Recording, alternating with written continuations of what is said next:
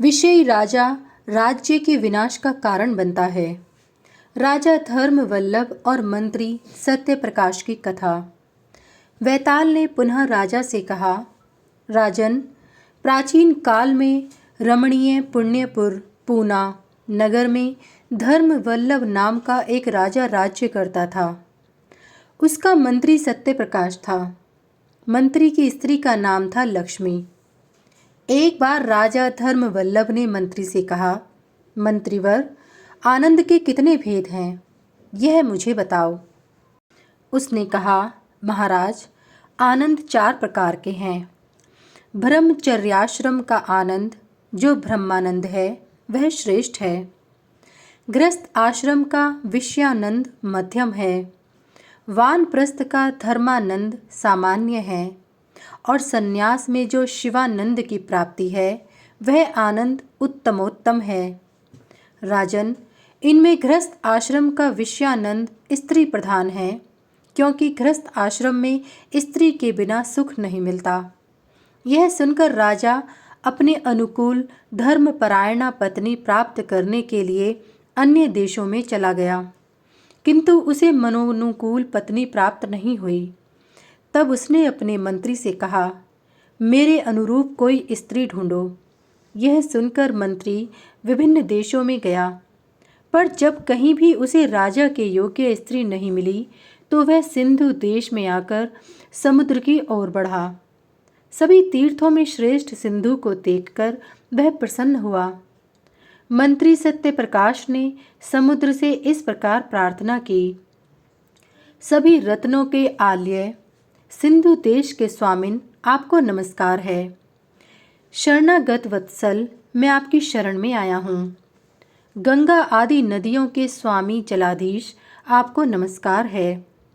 मेरे राजा के लिए आप उत्तम स्त्री रत्न प्रदान करें। यदि ऐसा आप नहीं करेंगे तो मैं अपने प्राण यहीं दे दूंगा। नदीपति सागर यह स्तुति सुनकर प्रसन्न हो गए और उसे जल में विद्रुम के पत्तों वाले मुक्ता रूपी फल से समन्वित एक वृक्ष को दिखाया, जिसके ऊपर मनोरमा सुकुमारी एक सुंदरी कन्या स्थित थी।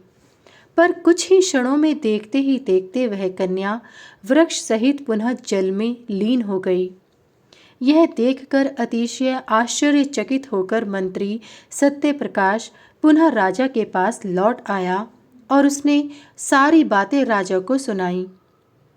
पुनः दोनों समुद्र के किनारे आए।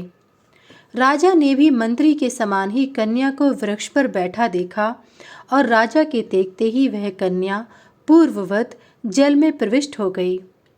इस अद्भुत दृश्य को देखकर राजा भी समुद्र में प्रविष्ट हो गया तथा उसी कन्या के साथ पाताल में पहुंच गया और मंत्री वापस लौट आया। राजा ने कहा, वरान्ने, मैं तुम्हारे लिए यहाँ आया हूँ। गांधर विवाह से मुझे प्राप्त करो। उसने हंसकर कहा, नृपश्रेष्ठ, जब कृष्ण पक्ष की चतुर्दशी तिथि आएगी, तब मैं देवी मंदिर में आकर तुम्हें मिलूंगी।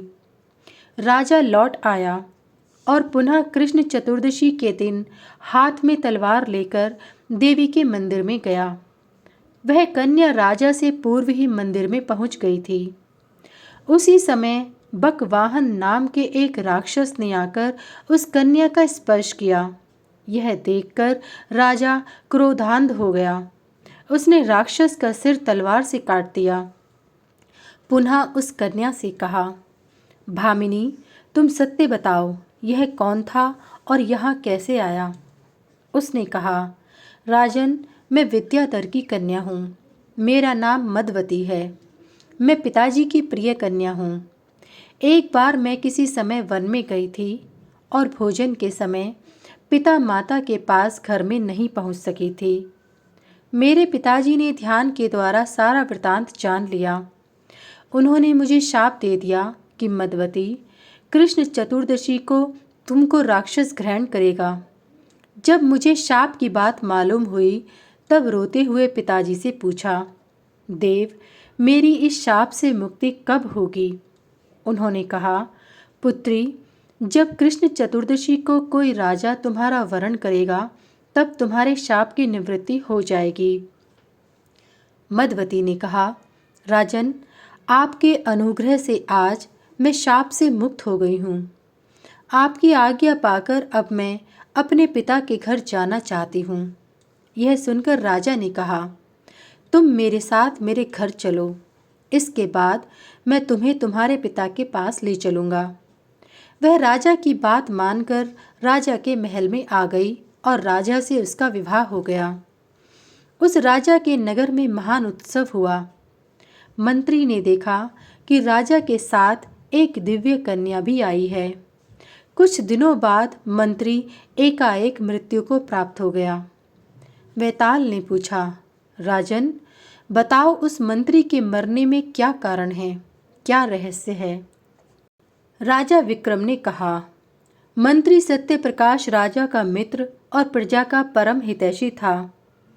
उसके ही समुद्योग से राजा को श्रेष्ठ मदवती नाम की विद्याधर कन्या रानी के रूप में प्राप्त हुई थी। किंतु मदवती के साथ विवाह के बाद मंत्री सत्यप्रकाश ने देखा कि राजा मदवती को पाकर विलासी होते जा रहे हैं और राज्य एवं प्रजा की उपेक्षा करने लगे हैं। दिन रात विषय सुख में ही लिप्त रहने लगे हैं। यह देखकर उसने समझ लिया कि अब शीघ्र ही इस राज्य का विनाश होने वाला है, क्योंकि जब राजा विषयी एवं स्वार्थी बन जाता है तब राज्य का नाश अवश्य होता है।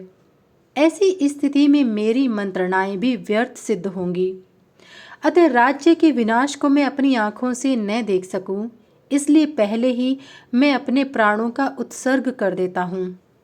वैताल, यही समझकर मंत्री सत्यप्रकाश ने अपने प्राणों का परित्याग कर दिया।